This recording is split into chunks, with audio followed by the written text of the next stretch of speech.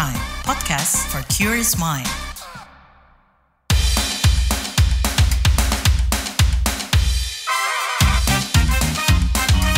Kamu lagi dengerin podcast What's Trending.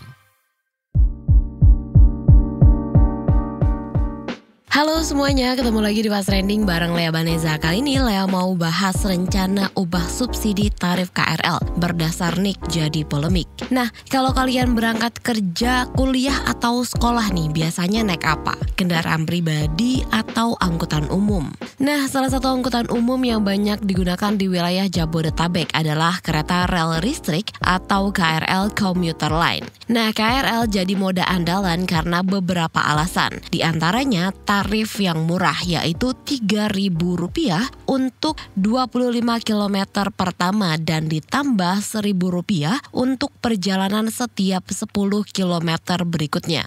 Nah, selama ini besaran tarif tersebut merupakan hasil pemberlakuan subsidi dalam bentuk Public Service Obligation atau PSO, sehingga pemberi subsidi tarifnya dilakukan secara merata kepada masyarakat yang menjadi penumpang tanpa pandang bulu. Tapi nih belakangan pemerintah berencana menggunakan basis data nomor induk kependudukan atau NIK dalam mengenakan subsidinya. Direktur Jenderal Perkeretaapian Kementerian Perhubungan Rizal Wasal menyebut penggunaan skema NIK untuk memastikan pengenaan subsidi PSO KRL tepat sasaran. Sementara Menteri Perhubungan Budi Karya Sumadi mengatakan pemberian subsidi berbasis NIK untuk KRL Commuter Line Jabodetabek pada 2025 itu masih bersifat wacana. Namun dalam dokumen buku nota keuangan rencana anggaran pendapatan dan belanja negara tahun anggaran 2025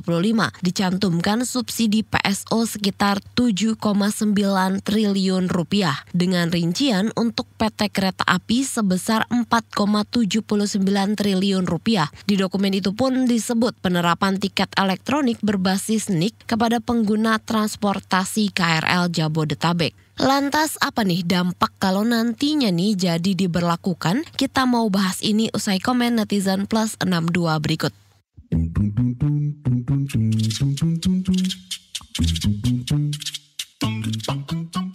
Komentar dari @hanxx. Sebagai budak korporat pengguna KRL, gua marah beneran ya kalau ampe tarifnya disubsidi based on NIK. Buat apa gua tanya? Buat apa? Nah, kalau komentar @kanxx, masalah masyarakat mengeluh KRL terlalu penuh hingga penumpang berdesak-desakan. Solusi pemerintah, hilangkan subsidi bagi yang mampu agar mereka naik kendaraan pribadi lagi, sehingga bisa mengurangi tingkat kepenuhan di KRL. Luar biasa memang idenya, benar-benar out of the box. Kalau kata @inxx, sip. Jadi ada alasan buat pakai kendaraan pribadi dalam kota. Kita ke komentarnya @nfxx. Memang sudah saatnya nih KRL menyesuaikan tarif, tapi baiknya tidak dibedakan melalui NIK yang riskan dan sangat memberatkan kelas menengah yang banyak mengandalkan transportasi roda besi yang satu ini. Komentar dari @arxx, tarif KRL tersubsidi berbasis NIK ini secara teknis akan sulit diimplementasikan. Pada akhirnya, mayoritas pengguna KRL akan dipaksa untuk membayar tarif non-subsidi. Publik harus menolak ide gila ini. Kalau komentarnya @waxx, perubahan skema KRL menjadi berbasis NIK akan membagi para pengguna KRL menjadi kategori yang berhak mendapatkan subsidi dan tidak. @praxx berkomentar, setuju poin subsidi, tepat sasarannya. Tapi kalau kata @sroxx, masih penasaran parameter tepat sasaran ini seperti apa? Soalnya jumlah penumpang KRL itu kan fluktuatif. Kalau subsidi berdasar penumpang, flow pendapatan KCI selaku operator justru bakal kacau. Bakal berdampak juga ke KAI selaku induk. Dan bisa jadi KCIC juga kena senggol. Komentar terakhir nih, ada dari @rexx. Ini maksudnya gimana deh? Udah baca, tetap nggak paham. Subsidinya dilihat dari NIK tuh, dilihat mana yang miskin atau enggak, atau subsidinya sesuai domisili. Tapi jadi ribet dong ya. Orang yang awalnya naik KRL biar nggak macet, bakal milih naik kendaraan pribadi karena lebih murah.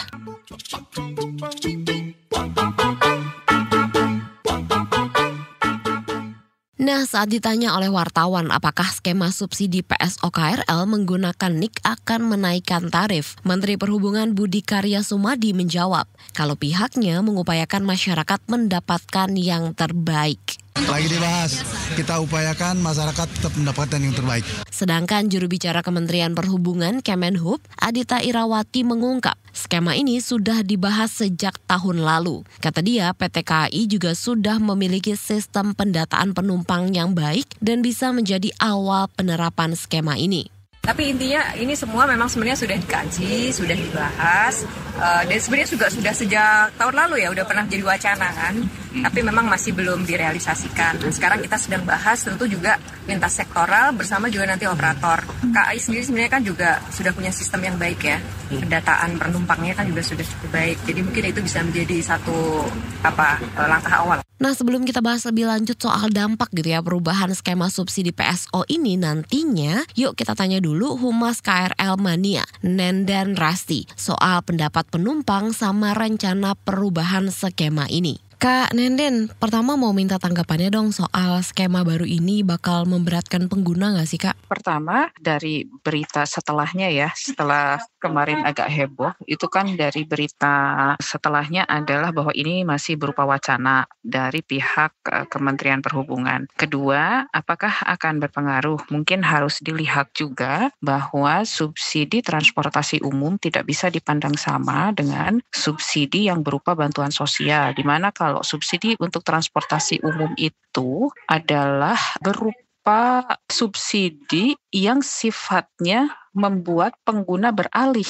Tujuannya kan seperti itu, membuat pengguna kendaraan pribadi beralih ke kendaraan umum, ke transportasi publik. Sehingga tidak tepat apabila subsidi ini berdasarkan kemampuan ekonomi yang mungkin didasarkan yang padahal ya, rencananya gitu kan ya, didasarkan pada NIK. Seperti itu. Nah Kak, selama ini apa nih yang jadi pertimbangan para pengguna KRL buat menggunakan moda transportasi massal ini? Murah, cepat, tidak macet, itu. Ya, dan aman tentunya ya. Nah, kalau nih ya Kak ya, skema ini tuh akhirnya membuat tarifnya tuh naik. Apakah akan ada banyak penumpang yang beralih transportasi? Bisa jadi, karena kalau seperti itu, selain nanti jadi mengkotak-kotakan penumpang di dalam satu gerbong nih barengan, tapi bayarnya beda-beda. Tentu tidak akan nyaman bagi sesama pengguna. Itu membuat gesekan di akar rumput gitu ya, di sesama pengguna. Fasilitasnya sama, gerbongnya sama, bayarnya beda gitu kan. Dan tentu ini akan membuat orang berpikir berkali-kali gitu untuk yang mereka yang punya alternatif lain. Kalau seperti ini mendingan saya pakai kendaraan sendiri aja. Balik lagi nanti pakai motor lagi, pakai mobil lagi. Sementara sekarang yang terjadi dan sudah baik ya sebetulnya, mereka meninggalkan kendaraan itu di sekitar stasiun atau di rumah gitu. Kemudian menyambung pakai kereta sampailah ke kantor. Kan itu yang mau dituju dengan penggunaan transportasi publik, mengurangi beban jalan, mengurangi polusi, mengurangi juga beban BBM. Kita kan BBM sudah impor. Ada nggak sih Kak yang bisa dilakukan kalau pengguna keberatan atau ya pasrah aja gitu diterima? Ya, artinya ya kita memberikan ini, kita mengajak sesama pengguna, kita memberikan press release juga kan seperti itu, mengajak para pengguna juga untuk peduli bahwa sebetulnya yang namanya subsidi kendaraan umum, transportasi publik seperti ini, apalagi ini transportasi massal, sebetulnya tidak seharusnya didasarkan pada kemampuan ekonomi para pengguna. Itu yang kita ajak adalah awareness, makanya kita memberikan press release soal ini gitu. Terakhir nih Kak, sebelum menggunakan skema ini ada nggak Kak saran atau mungkin harapan dari pengguna KRL kira-kira apa sih yang perlu dipertimbangkan sebelum skema ini tuh diterapkan? Pertama, perbaiki dulu fasilitasnya. Sekarang stasiun-stasiun itu kan sudah megah, sudah baru. Tetapi fasilitas itu tidak terpelihara dengan baik. Seperti lift, eskalator kan banyak yang sering mati. Atau misalnya beberapa stasiun juga suka bocor. Atau malah dimatikan gitu kan lampu-lampunya ketika hari masih gelap gitu loh. Itu seperti itu. Atau mungkin juga hal yang lain adalah fasilitas lainnya seperti pemeliharaan tempat duduk di stasiun, pemeliharaan kereta, banyaknya gerbong juga sekarang malah jadi berkurang, yang tadinya seharusnya 12, sekarang malah lebih banyak yang 10 dan 8 gerbong, akhirnya membuat penumpang juga bertumpuk. Oke, terima kasih Kak Nenden. Balik, ya. Direktur Eksekutif Institut Studi Transportasi Intrans, Dedi Herlambang, menyarankan pemerintah memperhitungkan keuntungan atau benefit dari penerapan skema subsidi PSO yang berlaku saat ini. Ia khawatir subsidi PSO menggunakan NIK akan menimbulkan sejumlah masalah seperti peningkatan kemacetan sampai peningkatan angka kecelakaan. Lebih lengkap kita tanya langsung. Pemerintah kan berencana untuk menetapkan subsidi KRL nih Pak Dedi berbasis NIK. Gimana sih mungkin tanggapan Bapak mengenai skema ini? Sebenarnya masalahnya panjang ya, tidak hanya masalah NIK bersubsidi atau tidak, tapi masalahnya tuh panjang. Sebenarnya kalau dibicarakan di sini juga bisa berhari-hari. Begini, masalahnya sebenarnya masalah subsidi itu dengan PSO itu beda. PSO itu Public Service Obligation, itu adalah kewajiban pemerintah dalam hal pelayanan fasilitas umum. Juga termasuk kereta angkutan massal, kereta, bus misalnya. Nah, untuk subsidi itu sifatnya memang namanya juga subsidi kan. Secara diksi memang subsidi hanya untuk orang yang tidak mampu. Nah, orang tidak mampu itu perihalnya BLT, itu dibantu bansos, lalu ada kartu Indonesia Sehat, kartu Indonesia Pintar misalnya, kartu Jakarta Sehat misalnya, atau Jakarta Pintar misalnya. Seperti itu namanya baru subsidi. Tetapi kalau seperti yang dikonsepkan oleh Direktorat Jenderal Perkebunan kan sepertinya subsidi untuk yang tidak mampu. Ya silakan saja bisa subsidi. Tetapi subsidi memang seperti tadi saya sampaikan, seperti BLT, lalu seperti bansos silakan, by cash silakan. Tetapi untuk PSO itu adalah selisih tarif ya. Kalau semisal tarif produksi untuk KRL itu katakanlah Serpong sampai Tanah Abang. Tanah Abang tuh biaya produksinya 10.000. Tapi sekarang kita kan membayar hanya 3.000 kan. Itu kan nilai PSO namanya. Itu kan nilai PSO. Jadi nilai tarif itu adalah 3.000. Jadi pemerintah memberikan kewajiban selisih tarif itu senilai 7.000 kekurangannya itu. Nah, itulah yang dinamakan PSO. Makanya kalau nanti ada tarif yang berbeda-beda, ya kita jangan sampai nanti tarif ada yang berbeda. Ada yang tarif bersubsidi, ada tarif yang non subsidi, berarti tarif beda-beda. Kalau berbeda-beda yang kita takutkan nanti ada pemisahan sosial atau segregasi sosial atau ada strata gitu ya. Kamu disubsidi, kamu tidak disubsidi, saya lebih berhak duduk, kamu tidak berhak duduk karena kamu tidak disubsidi, kamu tidak bayar misalnya. Nah, hal seperti itulah yang bisa dihindarkan. Karena sekarang pun tidak ada pembedaan tarif pun, mereka sering berebut tempat duduk misalnya, ada yang sampai jambat-jambaan misalnya, sampai jambat-jambaan di mana kereta wanita segala macam, karena dia merasa lebih berhak dan segala macamnya.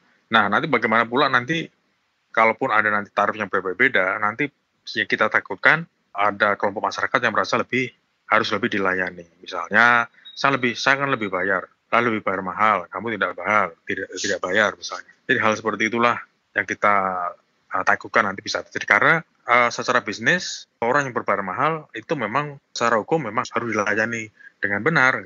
Secara bisnis juga tidak bisa disalahkan kalau ada nanti orang yang minta komplain bahwa dia merasa lebih berhak dilayani. Kira-kira seperti itu ya, Mbak.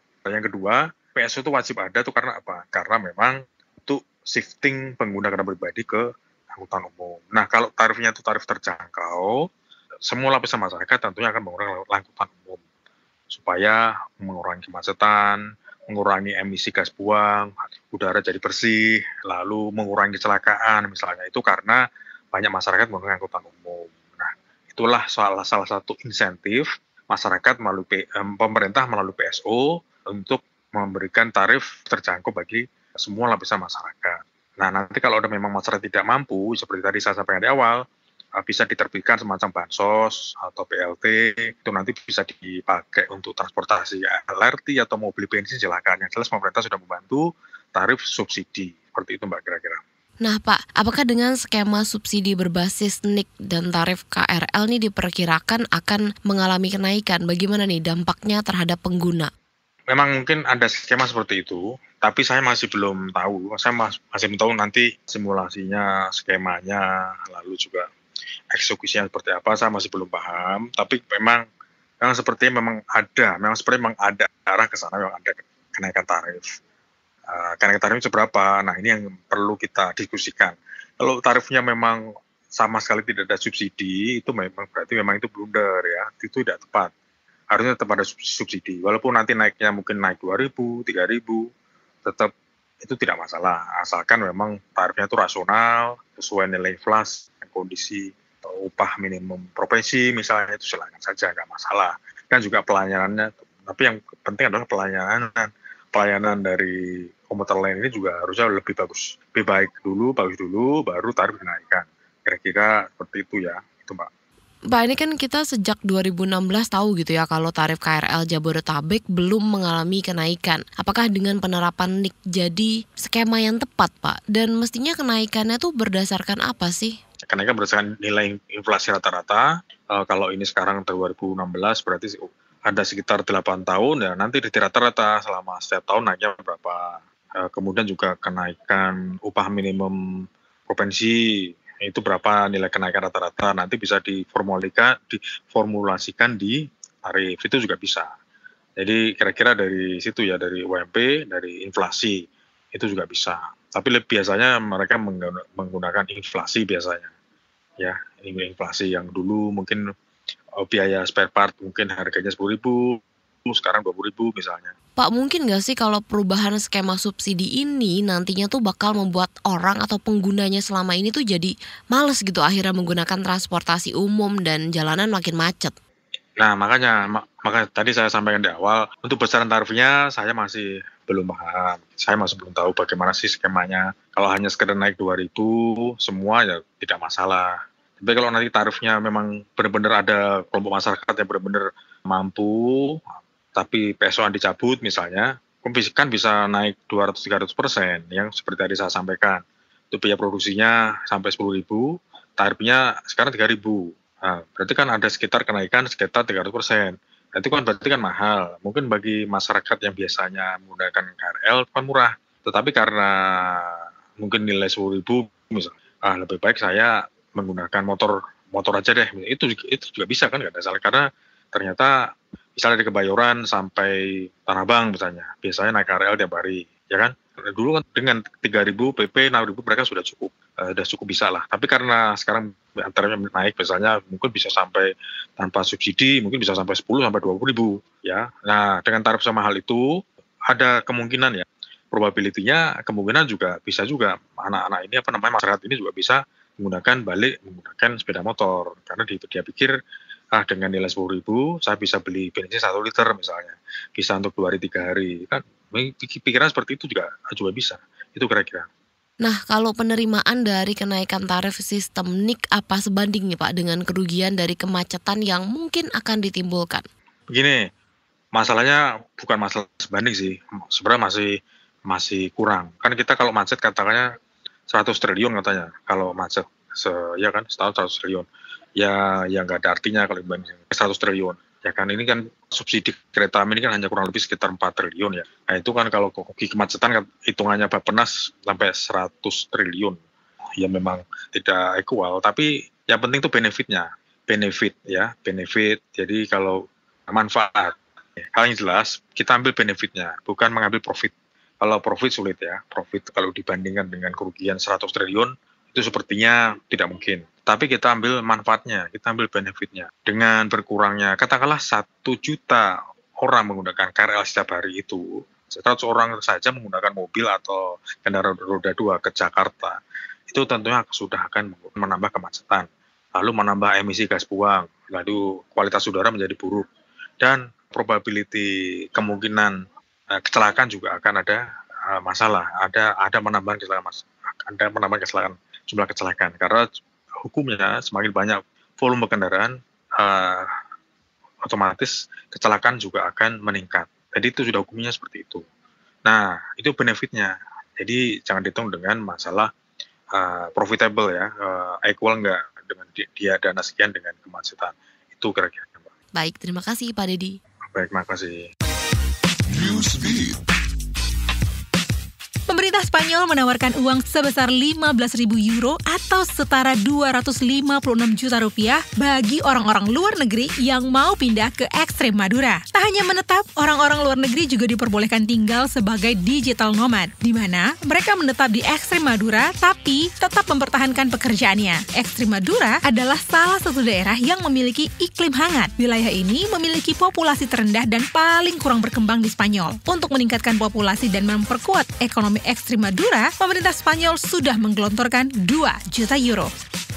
Agen perjalanan di Tiongkok memperkenalkan paket wisata 1 hari ke Desa Maihe di Provinsi Guangdong, Cina. Desa Maihe adalah kampung halaman peraih medali emas loncat indah Olimpiade Paris 2024, Huan Hongchan. Paket wisata mengunjungi rumah Huan Hongchan ini menargetkan pengunjung berusia 25-70 tahun. Paket wisata ini dihargai 58 yuan atau Rp123.000 untuk sekali kunjungan. Buat wisatawan yang berusia di luar rentang usia tersebut, harus membayar biaya tambahan 70 yuan. Beberapa aparat kepolisian pun sudah dikerahkan untuk mengamankan destinasi wisata tersebut.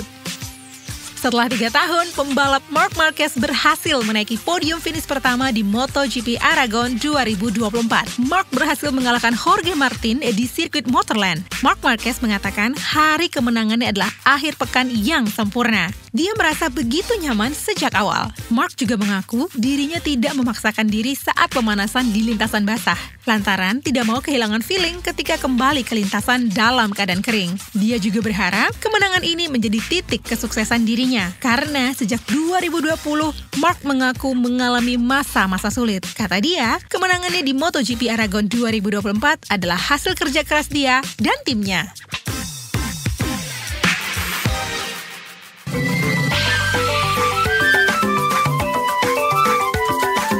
WhatsApp Indonesia. WhatsApp Indonesia, kita mulai dari Jakarta. Pihak manajemen Rumah Sakit Medistra Jakarta Selatan meminta maaf kepada masyarakat Indonesia soal isu diskriminasi yang beredar di masyarakat. Sebelumnya, beredar kabar adanya pelarangan penggunaan hijab, dan ini menimpa salah satu kandidat tenaga kesehatan di proses rekrutmen. Direktur Rumah Sakit Medistra Agung Budi Satria mengatakan, temuan ini tengah ditangani oleh pihak manajemen rumah sakit. Dia juga meminta maaf atas ketidaknyamanan yang ditimbulkan akibat menyebarnya isu ini. Dia juga menyatakan kalau rumah sakitnya inklusif dan terbuka bagi siapa saja yang mau bekerja sama menghadirkan layanan kesehatan terbaik bagi masyarakat. Terkait kasus ini, Agung juga memastikan ke depannya akan melakukan kontrol ketat terkait rekrutmen. Selanjutnya ke Sumeneb, Jawa Timur. Juru bicara Polres Sumeneb, Widiarti, buka suara soal seorang anak yang diduga menjadi korban kekerasan seksual di Sumeneb, Jawa Timur. Kasus ini melibatkan seorang ibu yang mengantarkan anaknya kepada selingkuhannya untuk diperkosa setelah dijanjikan Vespa. Kekerasan seksual diduga sudah terjadi berulang kali, hingga ayah dari korban mendapatkan kabar kalau anaknya mengalami trauma psikis. Melansir Detik Jatim, Widiarti memastikan kalau sang ibu dan selingkuhannya yang merupakan kepala sekolah dasar sudah diamankan. Berdasarkan pemeriksaan kepolisian, sang ibu mengakui tindakannya dan akan dikenakan pasal perdagangan orang dengan hukuman maksimal 15 tahun penjara. Terakhir, mampir Aceh. Rumah bakal calon gubernur Bustami Hamzah di Gampong Pineng, Kecamatan Syiah Kuala, Kota Banda Aceh, dilempari bom oleh orang tidak dikenal. Melansir Antara News, bahan peledak dilempar dari sisi kiri rumah dan menyebabkan beton rumah menghitam seperti terbakar. Ledakan juga terdengar hingga ratusan meter. Ledakan terjadi di kala azan subuh berkumandang dan membuat bangunan sekitarnya bergetar. Namun, beberapa petugas mengatakan kalau Bacagub Aceh tersebut tidak ada di rumah tersebut. Polisi pun sudah memasang pita garis polisi di sejumlah jalan masuk ke rumah. Tim Inafis dan Jihandak Polda Aceh juga melakukan olah tempat kejadian perkara, namun belum bisa dipastikan jenis bom yang digunakan. Demikian WhatsApp Indonesia hari ini. Terima kasih ya sudah mendengarkan What's Trending. Jangan lupa terus dengarkan What's Trending di kbrprime.id dan aplikasi mendengarkan podcast kesayangan kamu. Lea Baneza mau pamit dulu, stay safe and happy. Bye-bye. Kamu lagi dengerin podcast What's Trending.